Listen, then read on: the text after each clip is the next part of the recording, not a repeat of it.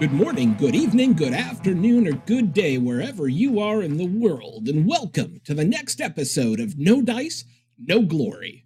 Sponsored by our jobs that actually pay us money, we're coming to you not at all live from an abandoned arms factory deep under a mountain in West Virginia. We are proud to proffer to you the finest in wargaming coverage. Without any further ado, let's get this show on the road. Hello, folks, and welcome to No Dice, No Glory's podcast on version 4, a year in review. Broadcasting from at least 3 different regions of the country tonight. We have Troy Hale out on the West Coast. Greetings. We have Tom Burgess from an undisclosed Midwestern location. Hey, howdy ho. And we have myself, Tom Mullane, coming to you from not quite New England. I'm in the western part of Connecticut, and I don't really feel that counts. So we've all gathered here to talk about just version 4. We're about a year in. This opened in March of 2017, and there's been plenty of discussion. We got a couple stuff to talk about. So I know no plan survives contact with the enemy, so I expect we may ramble a bit, and that's okay. And I'm sure other stuff will come in between now and then.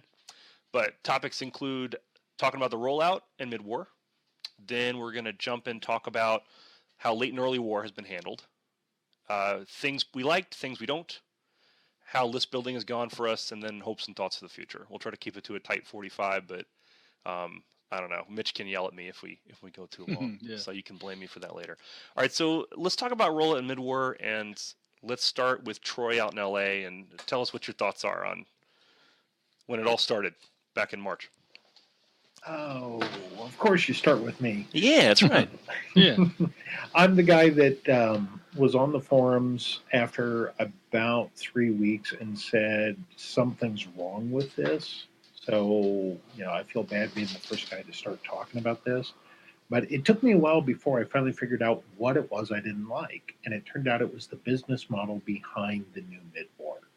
So I think the rollout was okay, but all the various bits that we've discussed to death on the forums, the shallow books, the hit or miss with the command cards, it was too much of a change for players right at the beginning. We were expecting new rules, and we got a totally new business model behind the game. So once Battlefront started to address those issues, the Fighting First came out, and more people got excited about where they were going with the game, it seemed to pick up steam at that point. So as we're moving forward, I think Battlefront's doing a good reactive listening and are working to address the issues that the players have brought up. Tom, what are your impressions of the opening books and the initial rollout? Yeah, I got to agree with Troy with the limitations and the reduced scope. And that's just something people weren't prepared for. We were used to these very thick books and very expansive lists, and just being relegated to just a handful of lists just did not bode well. So it took a while. Now we in our area we have so many diehard players. Able Company that Troy used to be part of, just to the north of us, our local. So we could get through just about. For me, it was almost refreshing to play more limited list and more narrow scope. Events seemed more balanced. So I was kind of generally okay with it, though I don't like people not having options in the long run. But I think they were really good with the cards to come out so quick. And I remember that wasn't something that was brought up early on. I think that was clearly a reaction to exactly what Troy was talking about. And, what Tom alluded to, where these books are thin, And I remember that came out in the reviews for WWPD, where people were like, well, where's the rest? And I think that they've done something to remedy that. We've got Armored Fist coming out soon, which has got more British equipment. And as a primarily British player, and I think Tom, you're also mostly Brits. I was bummed when I saw, oh man, I don't have any Shermans. I just have these Grants. I had to do a whole new force. I had British rifles and Churchills, and that's not. So I had to convert it over to Crusaders and motor rifle. Yeah, that's what I did pretty much. I did Grants, but same deal. I also think I kept reminding myself that the game had gotten, like, I didn't have a lot of new players coming in. I can't speak for what your regions were like, but the vet players I had were pretty set in their ways. I had already bought most of my armies, and I was excited to have a rule set that was a little trimmed down that I could easily, We had onesies or twosies, but not equivalent to our total losses. Yeah, so I teach military history, and I have the kids that like are interested in the game generally, and I usually pull out that 300-page rule book, the version 3 rule book, and I'm like, there you go. Nice. And they usually get pretty intimidated by that. This is still complex, don't get me wrong, but I thought that they cleaned up a lot. And I think that the books they've come out since, like Avanti and The Fighting First, I think that those are better books than Desert Rats and Africa Corps. In general, I like save minus the morale rules. They're a little unintuitive. They're a little kind of strange to think that but I like that you don't have to count stands hardly anymore. You can just look down and see what a unit status is. You're not asking that Strokovi player to, count through 15, 16, 17 stands out of 30 to figure out if they're at 50% or not. So it does play a little smoother for me. I feel like it does. And I do think the rules are a little more straightforward, but the lack of options and lack of list was a big issue, particularly for historical. I love scenarios and stuff, but and historical games. But as far as tournaments go, I could deal with the limitations because I'm used to playing themed tournaments where you're limited. Yeah. So Troy, I'm gonna jump back to you and go to part 2 here, and ask you about like late war, early war. Like, do you mostly play mid, late, or early? Do you have a favorite period? When version 4 came out, I loved mid-war. I loved it before we got into it. Mid and early were my 2 favorites. I didn't like the arms race of late war. But after V4 hit, I stopped playing mid-war just because I didn't like the limitations on the Brent list. Everything runs away on a 5, yay. Or unless you roll a 5. So I switched to out here in California, everybody was playing late or mid. Hardly anyone plays early. So I kind of got stuck into late. So believe it or not, I'm actually looking at the Avanti list. I'm thinking about picking up Italians for a couple tourneys here soon. So don't blame me. It's a fun list, and as I'm reading through Ed Sales' articles on No Dice, No Glory, I'm like, ooh, these look like they could be fun. Mix them in with some Germans. I may not win anything, but I have only played a little bit against them, but I think they're going to be pretty formidable. And I would, if I didn't have so much stuff, I would have jumped right on Avante, but God help me, I just can't do yet another Flames of War army at this time. And it's a horde army. I looked at it and I was excited for some of the stuff because I thought it's cool what it does for the meta of the tournament scene. And I always like trolling Matt Varnish. I'll send him pictures of Gephards on his birthday because I'm a monster. But I know he's got his Italian army, and I have students that are starting their army that are psyched to do Italian. So I'm really cool that they got such a solid treatment in the book they came out with. Yeah, and the cards help too. I thought the cards for the Italians were some of the better ones because they added variations of units. They added fusilaries, and they added black shirts, and they added light tank companies, recon companies. So out of all the command card sets, I think the Italian set probably got more to what I would hope for out of command card sets. And I'd like to see the front half. I'm not so thrilled about the second half, the special rules, and the counter the airstrike or the reroll your reserves, those kind of generic-y, kind of almost gamey things. But I'm fine with cards being used for upgrades and hopefully wild cards in the future to add even more units. So it looks like they're slowly edging in the right direction with Avante and the Avante cards. So let's talk about late and early, because one of the things that I'll bring up is I think Battlefront recognized some issues with balance. So I'll give you an example, and this kind of bleeds into part 3 where I talk about what I think was great and what I didn't like. The redundant teams, right? Like the lessons from the front that they released, which I'm helpful. I'm glad it's a living rule set, and but at the same time, it's frustrating to have to go on forces for a tournament, which I've done for the last 2 months, and print out the list and then pull out my calculator to subtract 10 points for each of these redundant teams that are there. So that was an issue, and they nerfed the cannons for the planes, and then they buffed up the rockets and the artillery, because the planes were effectively useless to take when they first released the late war modification for the version 4 rules, where except for the cannon ones. Except for the cannons, if I'm lucky enough, and even then they were over. Yeah, they're overkill. Kill. Yeah, I brought a Typhoon to the last tournament, and it took out an entire Panzer 470 platoon in one go, because it's AT5 on top 1 now, and it just ripped it apart. But it used to be that they nerfed it down to 3. But it gets confusing, because they kept changing around how they were trying to balance this. So I think that what they did, which in my opinion is vastly an improvement over a lot of the issues that you had with version 3, it didn't solve the fact that some of these things are not worth their points anymore. And it was interesting to me that they, in the new Forces book, they did not include any of the heavy artillery. The heavy artillery wasn't there. The 5.5s weren't there. For the British and the Americans and Germans didn't have their the heavy artillery. Obviously, we have the models, but I'm curious as to what they're going to do with that moving forward. I don't know what you guys think about late and early. At this point, really for late war, armies of late war is all I'm really interested in playing in.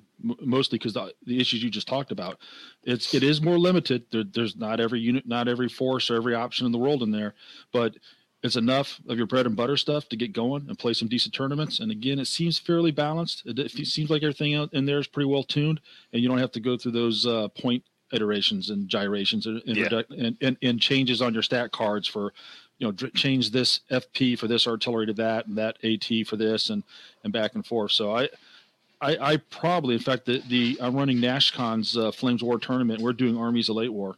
I mean, so we're actually using that as just limited.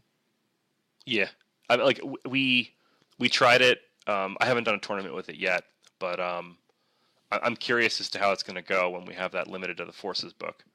And I like it for teaching new players. I like the Forces book for teaching new players because it has all the movement on it. One of the things I keep going back to do is I used to know all the movements cold, right? So it'll say light tank, it'll say standard tank. But because there's now an actual incentive to use your dash speed, I have to check the chart. I don't know if you guys have the same thing where I'm like, well, how fast can this thing move? I don't know. Yeah, especially with things like T-34s or some odd tanks that have different things in them. All right, so let's just jump to 3, and I'll start with Troy, and I'll say, what are your 3 favorite things that you like that you think that the version 4 rules improved upon over version 3? And we'll do the things we didn't like next, but things you liked. Oh man, I got to think on that. Streamlining the rules was probably the first one. It took me a long time to realize it wasn't the rules I was mad at when I first saw where they were going with version 3 or version 4. The streamlining, the way that they shifted the rules so that more stuff happens in the starting step. For instance, last stand tests, etc. You get to do that after you remount, unpin, etc. Yeah. So stuff like that made more sense, but it's balanced with some rules that I'm not thrilled with. So what are some things you didn't like? We'll cover it all. So if you like the streamlining, what are some of the key sticking points for you? Stuff you didn't like? Obviously the morale rules. Okay. Most other games out there go with the standard idea that units historically fell apart once they started to hit that 50% casualties. So now we're down to, except for the Soviet Strokovy blobs, everything else is if you're, the armored rifles or the British motor platoon, you got to get down to 3 infantry stands or 2 gun stands, and then you're starting to test. At least 2 infantry stands, right? You got to get down to 2, or is it 3 or lower? Yeah, I think it's 1 gun. Strokovy, right? It's 5. It's a 3. It's 1 higher for the Strokovy now, right? With the more lessons from the front. Oh, I didn't see that. I didn't see that because I don't play Soviets. But you're probably right. That leads me into the second one when they fixed, air quotes around that, fixed the morale rules for the Strokovy. It was that mysterious cutoff between 16 stands and 14 stands. And we were trying to figure out, are there any other infantry units that are above 10 stands on a routine basis.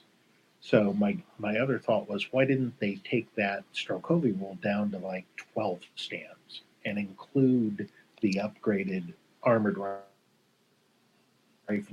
If you're going to pick on the Strokovi, why not go down one level and say, hey, armored rifles, you can do it, but if you start adding all those extra bazookas, now you're going to have to hit the same bar. Yeah. Yeah. Tom, what about you? What stuff that you like that you think that they got right? And then I'm with Troy on the simpler and quicker, more streamlined. I think it feels to me like a more fluid game. I'm playing with more forces. We can probably talk about how you get more stuff on the board, especially in version 4, but still playing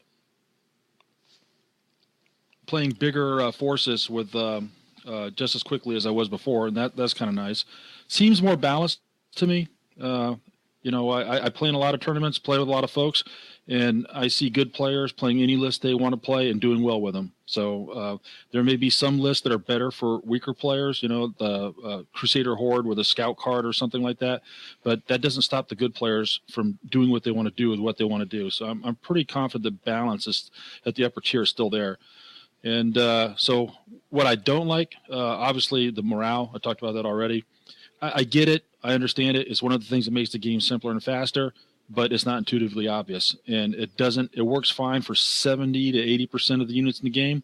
But then there's that, 20 to 30% where, like Strokovi or large Tankovies, where it just kind of is tough.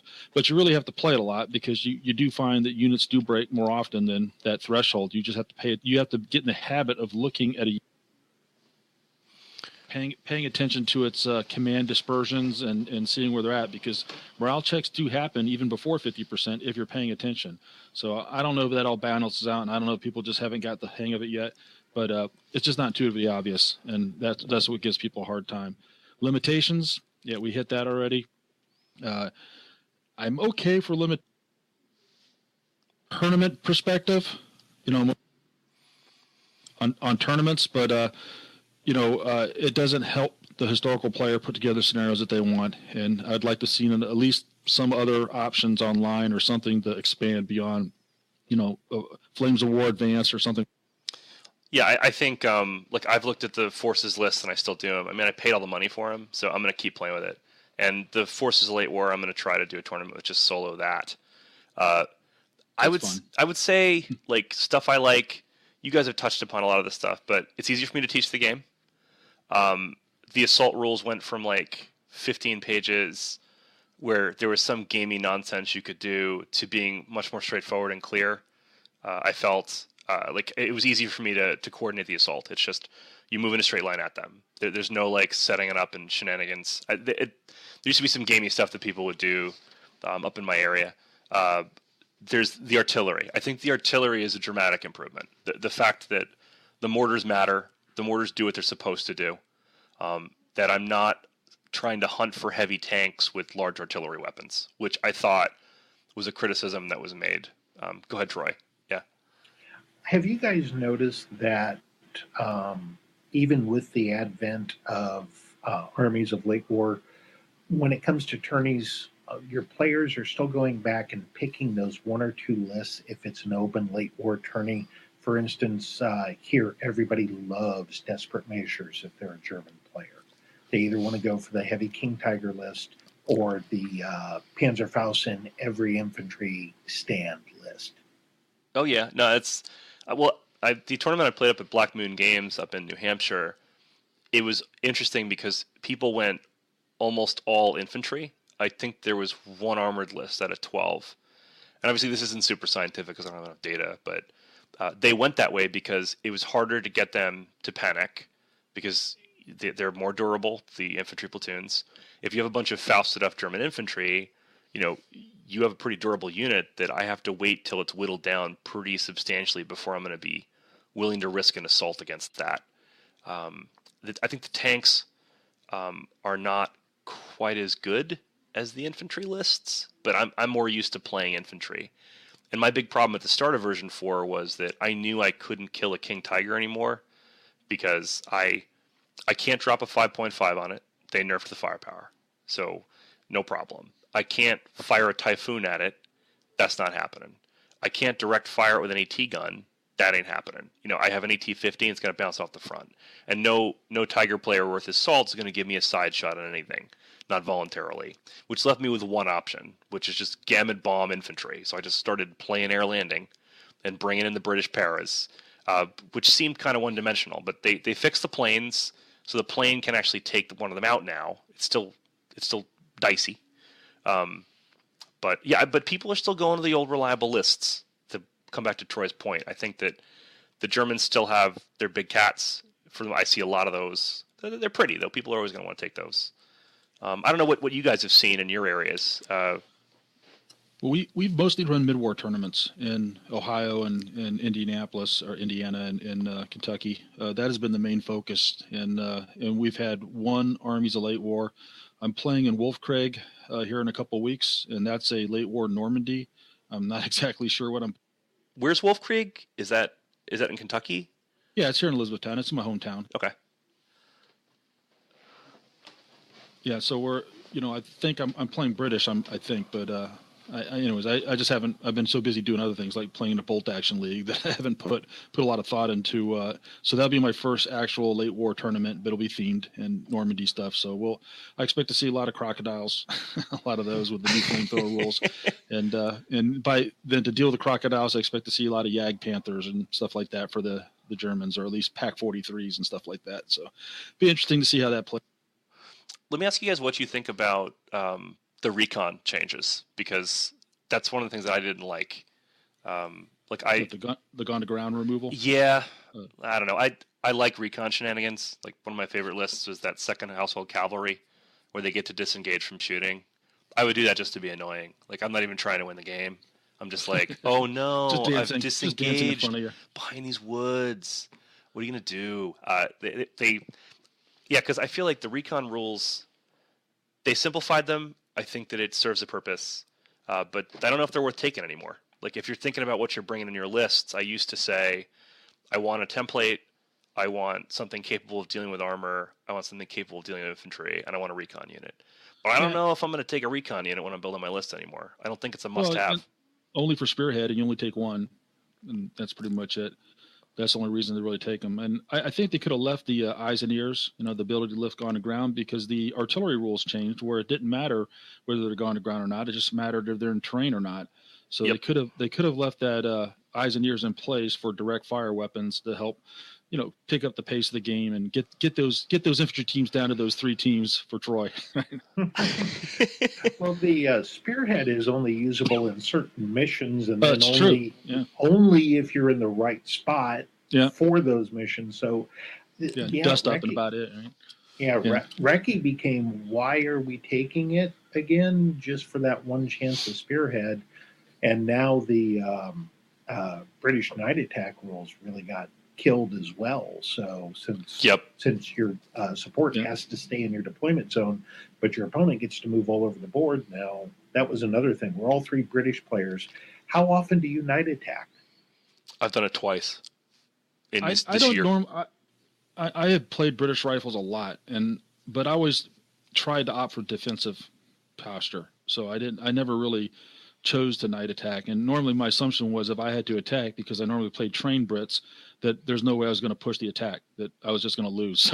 So my hopes was getting a defensive scenario, and I never really tried to push the night attack envelope. And for Japanese, I think I have a few times in early war, but not for my Brits. It just wasn't my style. In the tournaments you guys have played, how have TOs decided attacker defender?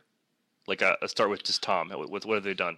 Well, our area is pretty well dominated by Able Company, and they go with points for a certain number of points for the type of formations you have. So you get like 3 points for a tank formation and 2 points for a mech and 1 point for infantry, and you count up the number of points that'd be, and whoever has the most points is the attacker, which has been great for me in mid-war. Because like you play the Crusaders, right? Yeah, I've been running dual Crusader formations, so I'm running around at 6 points. So like I'm always attacking and I'm always going for it. So, which is kind of nice. I already know what's happening as I come to events. No matter what it's going to be, I'm gonna have the initiative. I may not win. I still may get shot to pieces, but I'm gonna dictate where the battle fights. It's gonna be fought on my terms, win or lose. So I've been enjoying that part with the Crusaders because normally I've been a defensive mindset player, and version 4 now has maybe more of attack mindset. Troy, how do they run it over in California? Most of the tourneys out here are using the more missions matrix, which takes care of the attacker defender. Yeah, I like that. I like it a lot. I think it's cool. What they did do in most of the tournaments in the Northeast here is that you can only choose one posture once. So in the three rounds, you to do different ones at different rounds. Yeah, it's interesting because in the tournament I played up at Black Moon, I knew I wanted to defend as the airborne landing guys. So I purposely got my attacks out of the way early, where I knew that I'd have a good chance of like attacking an armored list that has to hold stuff in reserve. And then I saved I get to choose defend option for last because I knew that would be my best game, and that worked out well for me that time. But I like that mechanic. I think it's a cool thing. Yeah. We played that for the Nationals. We didn't. Mitch was online with us earlier tonight, but it worked fine for the Team Yankee Nationals last year. I've been to a couple other events that have used it. It gives you a vote, and that's what I like is that you can kind of pick and choose. Like if you know what round you want to focus in on, but I do like that function of just being able to have a bit of a say, and what your say balances out against the other guy's say. That kind of puts things into perspective. So I've been enjoying it. Although a lot of the guys in our area, particularly Able Company, they're not big fans of it, but they will show up and play at events anyways. Let's talk about one more like list building thing, and we kind of touched on it a little bit, each of us when we talked about what things people are taking, but like what is a unit that, or I guess I'll ask this question in two parts. So part one would be, are there units that you think have gotten more popular because of version 4? That's question one. And two, like, what are the units that are just not worth playing anymore? So, Troy, start with you. Like, what's a unit that you think like you've seen a lot? He goes right for Troy every time. Just see Troy's face. Well, so Troy's thinking. So Troy's like, oh yeah, me again. Thanks. And Tom's too confident, so I'm going to make Tom talk first now. Yeah. Okay. So give me favorites, things that people are playing a lot more of. I see great dispersion. I mean, I see a trend of some of the better players to go allies in mid-war. I'm seeing much more U.S. We'll see. I haven't seen I haven't gone to an event that included Italians yet, so maybe they'll shift. But it seems to me that some of the better players in our area tend to gravitate towards the U.S. and/or Brits, and the Germans seem like a hard road to go because they're small, they're elite, but there's no room for error. There's no buffer for losing a platoon or whatever else. So I think so I can't really pick specific units, but I think the nod is towards the Allies at this juncture, and at least in the mid-war. So and what part two? What was the second part there? Forgot already. So I guess it's like I asked too many questions. I should know better. I'm a teacher, but I guess like, do you think people are just playing what they want, or do you think that the rules are kind of dictating what people think is good to take? Or I guess, are people playing the way they've always played and just kind of adapting to the rules? Or do you see tournament players kind of changing what they take pretty dramatically? No, it's primarily people like, U.S. Chris. What's he play? U.S. stuff or French stuff? So he's still doing that. Andrew Hobson, what's he playing? He's playing Brits. He's always played Brits. Joe Lewis moving around a little bit. Some of my local guys here kind of sticking what they want. So I haven't seen vast, like someone who never played Germans before already starting to play Germans. And if they have changed, they changed towards the Allies from what I've seen. But I think most people kind of stick to what they like. Okay. Troy, what do you think?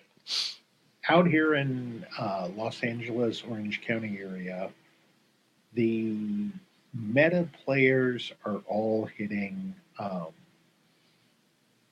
probably Germans out of desperate measures if they're Axis, and then otherwise they're just kind of all over the board. I've seen really good Russian lists, Soviet lists, and I've seen really good U.S. list. I haven't seen the British do much in the way of tournaments out here, but again, we're not a big tourney scene, but that's starting to change. We've got enough core players now that are starting to build the tournament scene back up, and I'm actually happy to see that coming out here to California from the Midwest, where Able Company has dominated. Okay. I also say, like, one of my favorite things is I like me some Churchills. And with the movement orders... What, late war or mid-war? Late war. Or both. Both.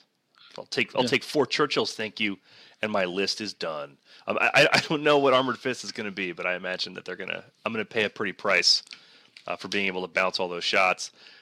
In late war, it used to be hard to play them because they were so slow. But with the movement orders, I can blitz them. It makes sense to take the vets. You know, there's an added incentive for doing that because they have so much more tactical flexibility. You know, I can zip them up at dash and actually have them roll out. I can then follow me. Like I love it. They're like, the slow tanks are not that slow anymore. The game is faster, and like so, it's not just simpler; it's quicker. You know, I find that I can get a game in a shorter period of time at like 1,000 or 1,500 points than I could in a version 3 game. And a lot of it has to do with those trim down rules that you guys have said. But I think there's a lot can be said. It's deadlier. It's just the stuff dies faster. Infantry dies faster. You can't sit it still. You're going to get artilleried. I think that they polished up a bunch of stuff that I'm really happy about. And something I'll point out for mid-war, which gets back to sort of Tom talking about, you know, who's going for what in his area. We haven't played a lot of mid-war that I've been to. It's been a lot of late war. And there's been an occasional mid-war tournament, but I haven't got my stuff painted. So part of it is just me being a painting procrastinator. But our final part, and it's a good thing to wrap up on because we're getting close to our time, would be things we're looking forward to. And I think the biggest thing for me, and I don't know if you guys are in the same boat, is the Soviets for mid-war with the new rules. Because you know they're going to come out with a new book for the Germans. They're going to get some more options that's maybe going to make them more viable. And the Soviet lists, man. So what are you looking forward to that's coming out this year? For mid-war, I mean, I guess all we have to look forward to is the East Front because that's all that's left for mid-war. But I've got a lot of stuff. I'm ready to go for mid-war. I'm just curious to see if they do something with the, you know, since they didn't change the rules for the morale rules, you know, is there still a chance for them to do something like break for the Strokovi blob, like when they're down below 3? Break into separate platoons and have a separate command team where one command team kind of runs the multiple platoons below it, and so they check as platoon but issue orders as a command as a company. You know, I'd like. There might be some room for maneuver for them to really surprise us on how they approach the large Soviet units in version 4 mid-war, which would make the morale rules overall make more sense. But you know, maybe I'm wishing for too much there. But so I'm kind of curious to see what they do with it, and hope I'm surprised. Troy, what are you looking forward to? Probably mid-war is bringing out the Soviets because with the Armies of Late War book, I decided to start building Soviet force. So I have got mid-war and late war, huh? Yeah, I have got all sorts of little T-34s in process. This is one of 2. So I just held up the foam with the golf tees and all the T-34 turrets on it. So that's currently in painting, and if I go pick up Italians, oh boy. Some Aventis are going to have to be painted here. I don't have time to paint everything right now. So just to switch gears, actually the biggest thing I'm looking forward to is on the Team Yankee side. I'm hoping that they bring the rules together like they have with the new NOM book. Yeah, for sure. Yeah, that'd be huge. Yeah, especially the artillery. Yeah, I think like Dennis, aka Matt Varnish, brought this point up, I think, in the first NOM podcast, where he said there's like a whiplash, and I remember playing a Team Yankee game and then doing a version 4 game like right afterwards, and finding that I could not flush one rule set out of my head because it's so subtle. It's not like it's an easy like code switch. It's very much like, oh, the bogs work differently here. Oh, these rules are slightly different, these special rules. And I think one of the things that drives me nuts about Team Yankee, and this is, like, I love the game, I have my army, I like the rules. This is one rule where the morale, I still drives me insane, which is the formation checks. Yeah, right? totally It doesn't count stuff that's not on the table. So if I put a formation in reserve, so I had a game where I had 13 Leo 1 tanks ready to come on, right? And only the formation commander was on. And so he zips up and he snipes some armored car. And then my friend comes in with his helicopters and blows them up. And we don't think anything of it for like an hour. And then at the end, where like the tide's turning and my dudes are about to come on, he's like, wait a minute, I don't think your tanks can come on. And I'm like, what are you talking about? And he goes, no, I killed the formation commander, so you failed your last stand. And I'm like, so those 13 tanks are not coming on now. And I'm like, I almost broke down in tears. My beautifully painted German camo was just going to sit off board. But like, there's little things like that where you forget because the rules have changed. I don't know what you guys think about that. Definitely looking forward to them merging together. And I've been playing Nam. I've played 2 games of it. It's working just fine. I'm digging it. I've got one battle report coming up eventually. We just did a Riverine battle one, so that's coming up here short. I haven't written that one yet, so that'll follow. So it's cool. And so that's the new Team Yankee, right? Yeah, that's what I say. Like, I'm excited to try. I have not played a game of Nam yet, and I'm going to trade some of my stuff for a friend of mine.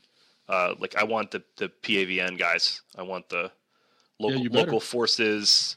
I'm going to swarm over people. I'm going to play the Soviet national anthem. Yeah, someone's got to be that guy that plays the Pavin or VC or whatever, because no one's going to jump in the Nam until that opponent force is established.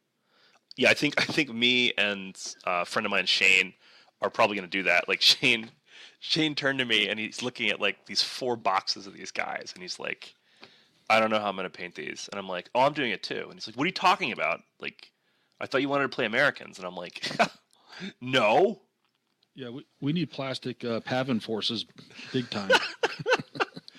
Oh my God. Well, final thoughts on version 4 for this year. Where do you guys think we're at? I won't start with Troy because I keep teaming up on Troy. So Tom, final thoughts before we whack up. Yeah.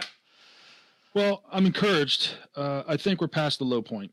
I think that we are slowly building back up. The tournament scene where we're at, and of course, as Troy mentioned, this is a great area. Our tournaments are overfilling. They had to add more slots to Adepticon. They had to add more slots to Sensicon. All of the 12 and 16 player local tournaments, you don't get in early, you don't get in. So we've been seeing in our area, which is probably an anomaly. I get it. And because I'll say one thing, I did an analysis of tournaments. If you go to rankings and you look at every tournament from October, November, December, and January of for this past cycle, and then you look at a year ago, October, November, December, and January, the number of tournaments participation across the board is roughly half.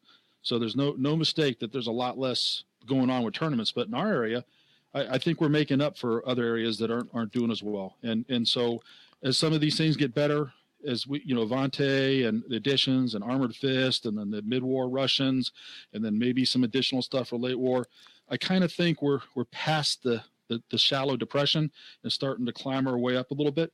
So that's my hope for the future, is that in fact is the case, and we're actually getting back to something similar to what we've seen in the past. Troy, what do you think? Well, out here in LA and Orange County, they get mad if you don't mention them.